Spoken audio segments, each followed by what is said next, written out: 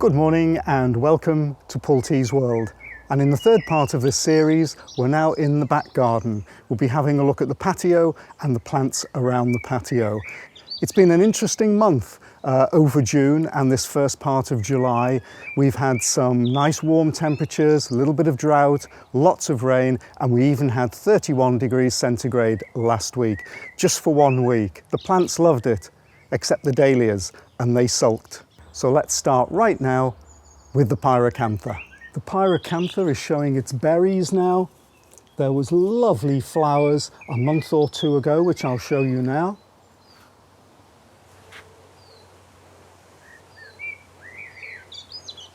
Pyracantha, or firethorn, is grown throughout Britain, often up against walls. It's a good plant to grow against walls because in fact it's self-supporting, so it doesn't in any way damage, ruin or affect the walls. Some people actually clip it like a hedge. It makes an excellent hedging plant. I'll just take these off down here. I don't actually clip this like a hedge. I have it looking a little bit wilder.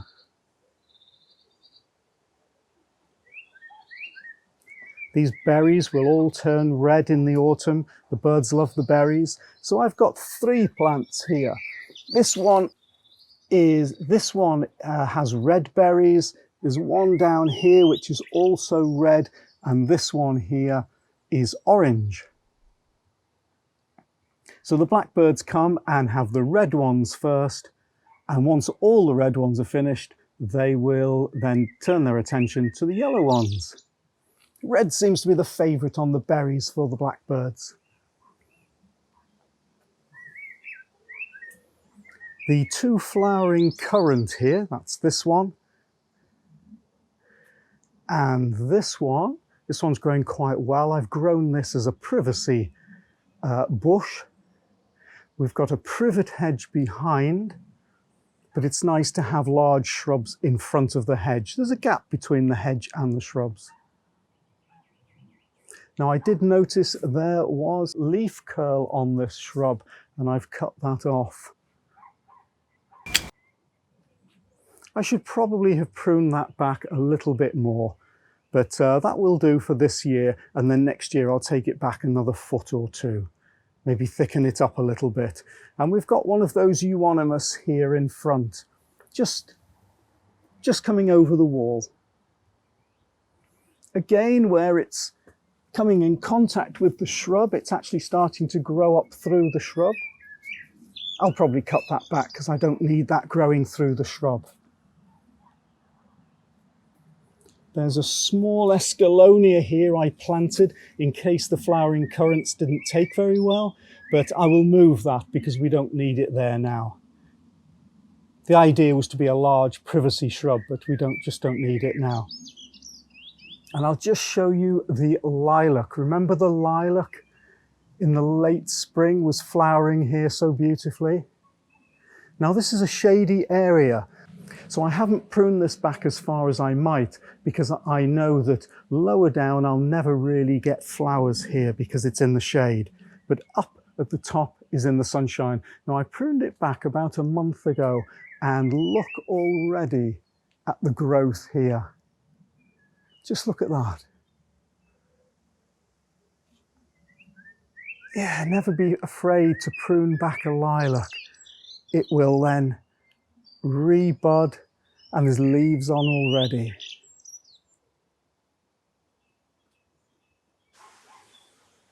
Now people say to me, oh, your hostas, the slugs never find your hostas. Oh yes, they do. The slugs find the hostas that I've planted out here before the hostas in the pots. And we'll just have a look at those in a second, but yeah, the slugs are there.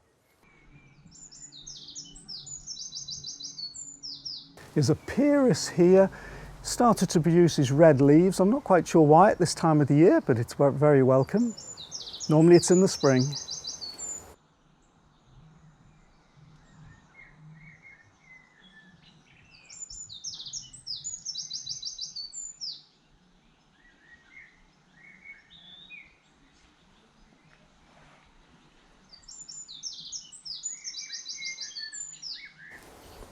And here's another hosta, just starting to throw up its flowers. And we've got a plant here that grows nicely, here we are, over the wall. It's pink. I like it. I like plants just tumbling over a wall. I'm not quite sure the name of this rockery plant. But you can just take little bits off and plant them around. So I've put one in the corner here last year, so that will tumble over the corner of this little wall.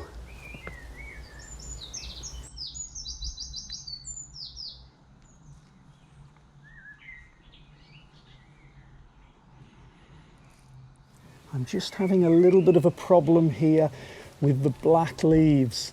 Never had that in the past, but this particular Pyrus now is just suffering from that. Now I would cut them off, but look at the new growth coming up here. So it's a little difficult to cut them off. So whether it's a result of underwatering, I'm not quite sure. In general, this Pyrus is healthy.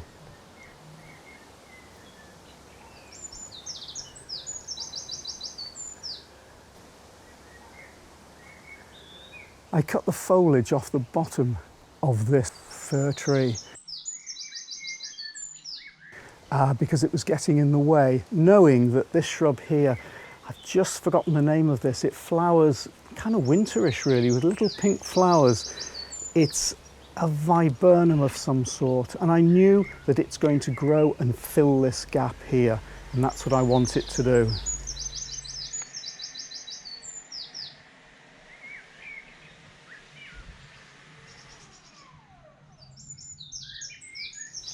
It's also growing over our friend Vera. My dad comes up and says, "Hello, Vera." There are some Calendula here, English marigold, just for a little bit of colour. Not many this year just here, but you can pick the heads off, let them dry and then scatter the seeds, or you can deadhead them to get more flowers through the summer. Here's a large yellow Euonymus, similar to the one in the front garden. And next to the bird bath, we have the hostas that are in pots.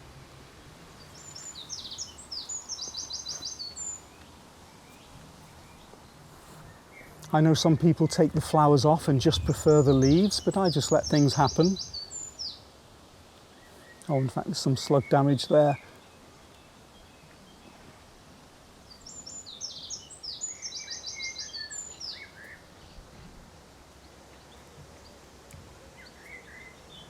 This is a Japanese willow. Very pretty, as the petals are a light pinkish colour. Now this was funny.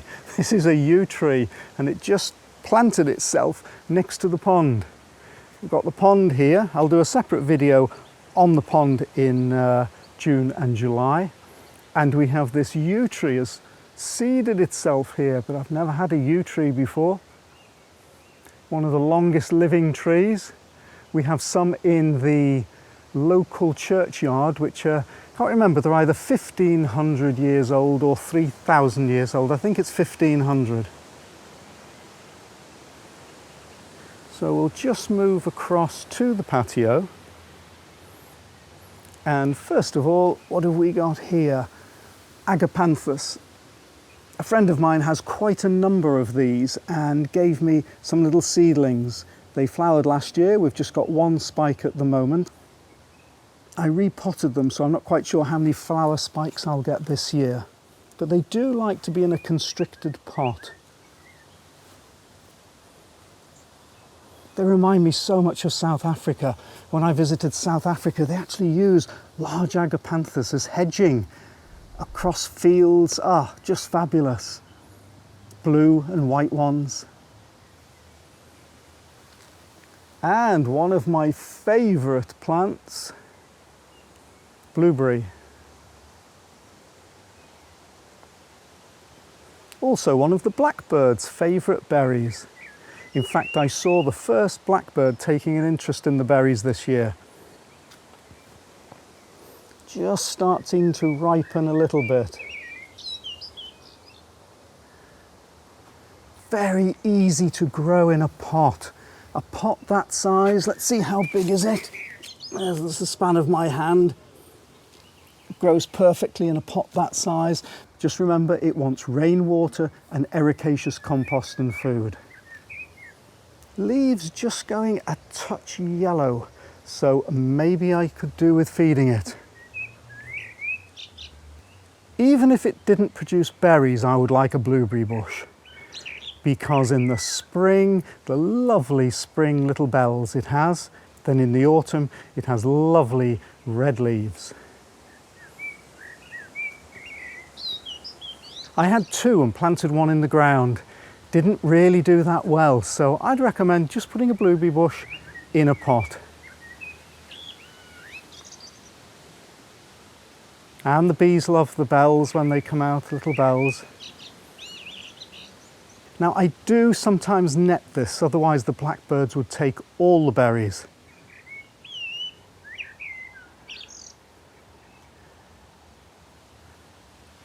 Last year, one of the female blackbirds got in the net and was eating the blueberries, and when I came out, it was squawking all over the place, and I thought, oh, the poor little blackbird's afraid. I opened up the net to let it out, and it took 3 blueberries on the way out. That's how scared it was. And next to the blueberry bush are the lilies.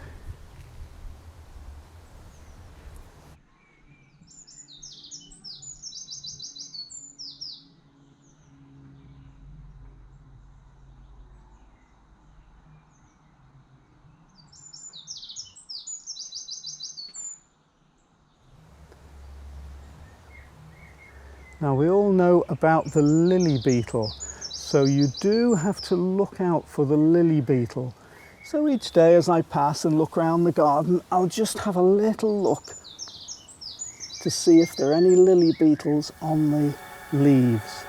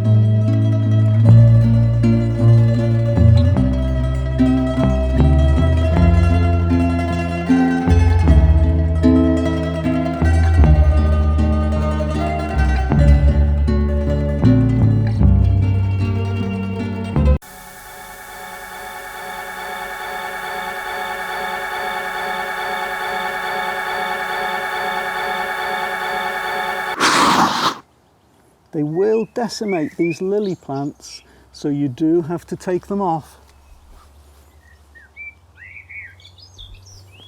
I've just put some string round, not very elegant, but they will flop to the side if you don't put some sort of support.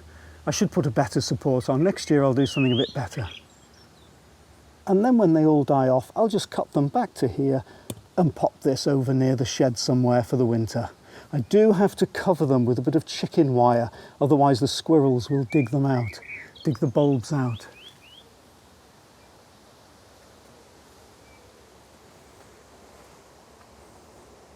Oh, let's have a look at how the rambling rector's doing. We saw that in the roses video. Of course, it's over now.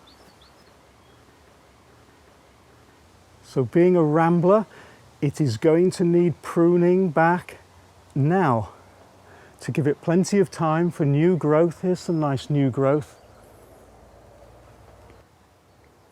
because it will flower on the growth that's produced this year. On the other side we have a Clematis montana. Now 2 years ago I needed to have this repainted. You wouldn't really know it because just look at the paintwork coming off here. Not quite sure why it hasn't lasted very long, but I had to cut all these plants way down. So this Montana was cut down to within a foot of the pot. They're all in the same pots. I have to put the stones here. First of all, I think the roots of the clematis prefer a little bit of shade, but also to stop the blackbirds digging in there and throwing all the compost out.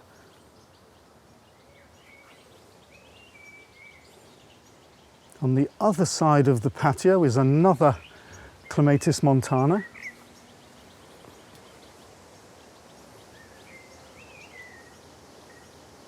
Of course, these are finished flowering now. They will flower April, May.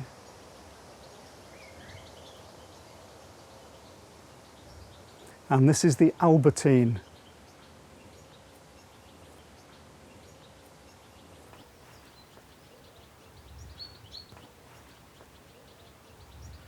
Flowers are finished on the Albertine, so I need to prune it back. And up above, you can see the tendrils coming down here, a bit out of control. I need to control this a little bit. It's strangling the Albertine, in fact, literally strangling it. Just look at that, how strong these are. This is a grapevine. My postman gave me this grapevine. You can cut it back all the way back if you like, and it will grow in 1 year.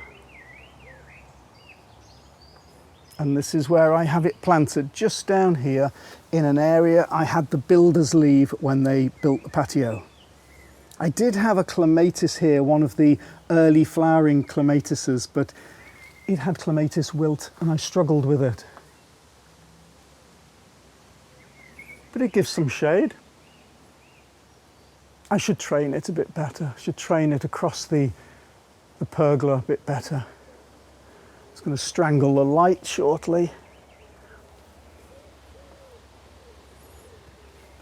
Another little gap I had left in the patio.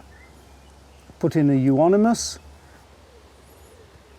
and the Cotoneaster horizontalis. Now this is how we usually use these in Britain. Up against a wall like that. It's ideal because it's not tied to the wall, it's not attached to the wall, but it just grows itself beautifully across the wall, softens the brick. But also one of the reasons I put this in is because, let's just see if we can see somewhere here, shows I've done a good job, there's some pipe work. Let's just see that pipe? Instead of having ugly pipe work across the house, we've got plants. And of course, when these are out, the bees like these, particularly when it's sunny. Now here's a little clematis. It's a bit of a weedy clematis. It does grow up the post, but I just don't do well with these early clematises. Oh, and behind me we've got an Acer. Quite a pretty Acer. It's in a sheltered spot. It's acid loving, so it wants rainwater.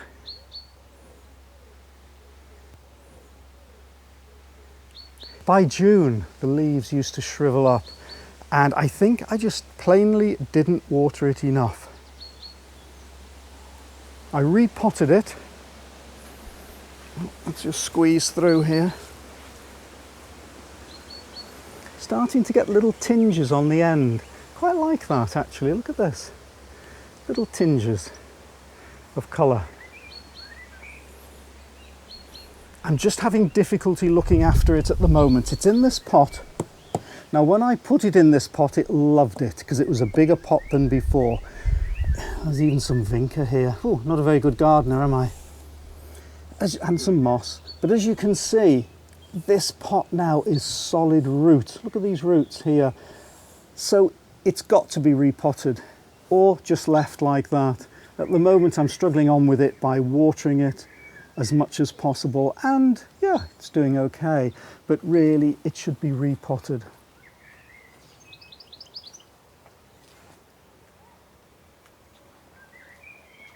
And the other Acer I've got, I think this is called a cut leaf Acer.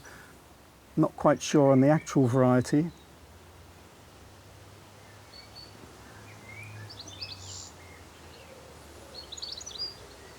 Can look really nice with the sun on it. I rescued this from the ground. It wasn't doing very well. I put it in a pot and it's liked it in the pot, but once again it needs repotting now. So that's the patio. Oh, we've still got a little bit more of patio here. Let's have a look at what we've got here. Camellia. Oh, and that grapevine is taking over the camellia, so that has to come off there. Yeah, I think I need to do a little bit of pruning. Gosh, they're so strong, those tendrils. Look at this. I don't get any grapes off this. It does. Actually, let's just see if I can show you what it is doing. I can just put the camera up there. If you can see those little grapes, that's how they stay. It doesn't actually produce any grapes that are worth eating. So here's the camellia. The classic colour of the camellia that we have lots of in Britain. I've shaped it round. I actually used hedge trimmers to shape it. Do it nice and early after it's flowered, so it's got plenty of time to produce buds. Looks like there's a little something growing there. I took out a lot of the soil and replaced it with some fresh ericaceous compost, and I put the chicken wire there again to stop the blackbirds from turfing out all the compost looking for worms. They're strong, those blackbirds.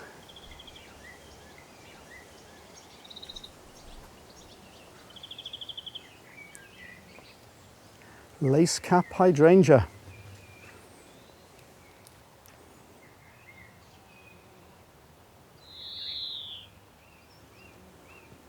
Just coming into flower. Once again, I've removed a lot of the compost and given it some fresh compost.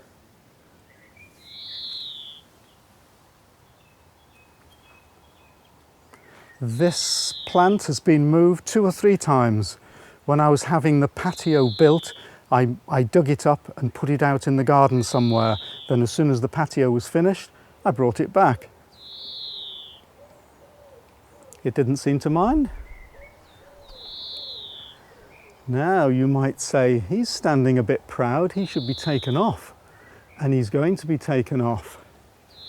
Guess what's going to happen with him? He's going to become a cutting. Ideal for a cutting. Now's the time to take hydrangea cuttings. Nice strong growth, no flower at the top. Oh, hang on, there is a flower there. A flower's going to form there. He's still going to be a cutting.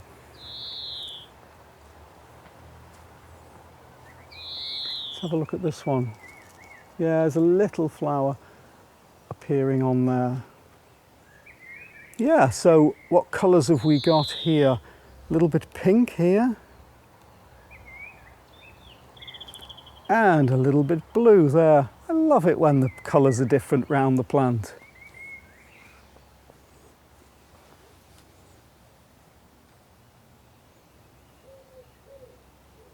Really easy to grow, easy to maintain.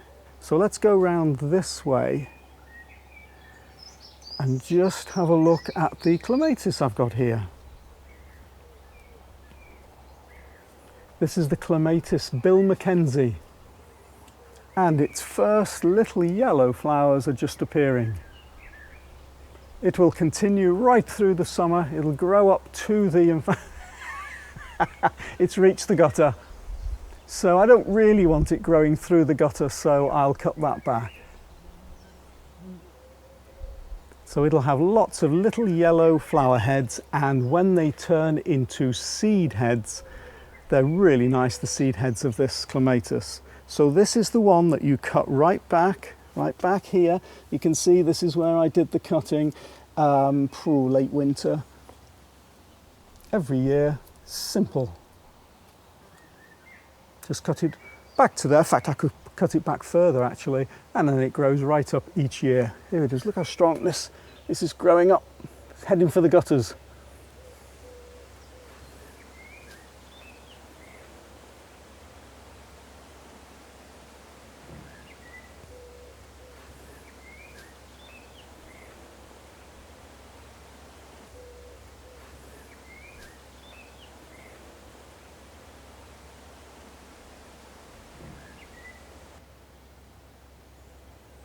large Viburnum.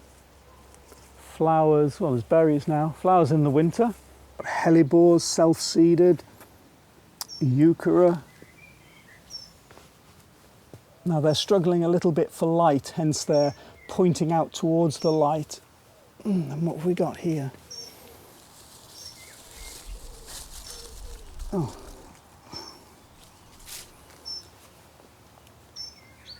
In the sunshine, these look lovely with the light coloured leaves. Backdrop of the darker leaves. And more hellebores.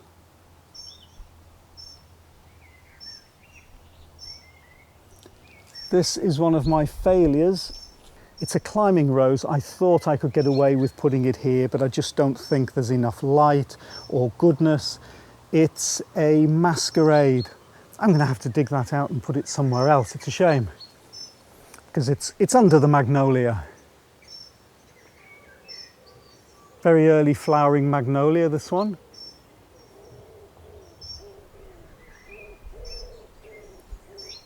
We have the beech hedge behind. The beech hedge runs the whole of the length of this side of the garden. Makes a great backdrop. In fact, when I was walking last night out around the garden, I could hear rustling going on under this hedge, and it was a hedgehog. The hedgehogs like to patrol up and down this hedge. It's nearly 200 feet long.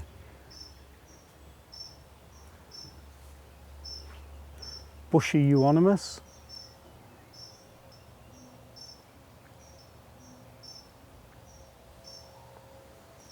One of the geraniums that is starting to look a little bit tatty, so maybe it's time I cut it all the way to the ground, but it still has lots of flowers, doesn't it?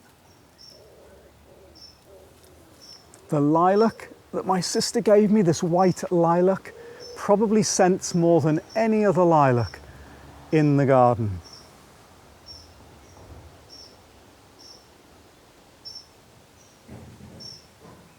And I think it's probably thrown up some small water shoots down there, which I'll dig up and get some new lilac.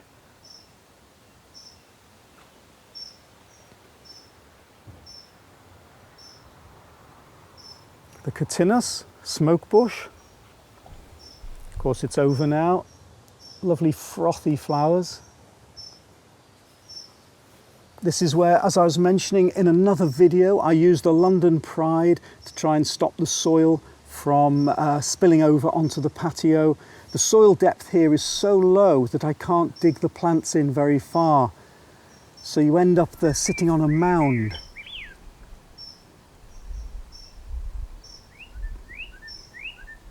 And the daylilies. Going to be a good display of daylilies. Each flower doesn't last very long, but just look how many flowers each stalk produces.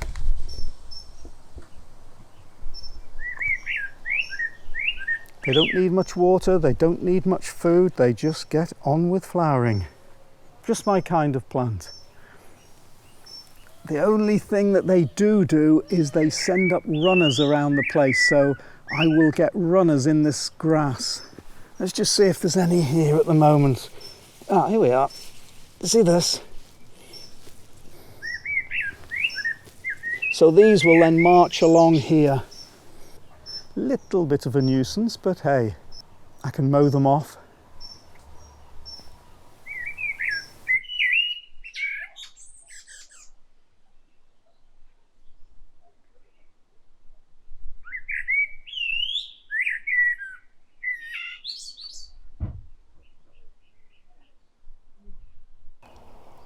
I hope you've enjoyed my video today, part 3 of the series of my back garden and front garden in June and July. And I hope to see you next time in Paul T's World.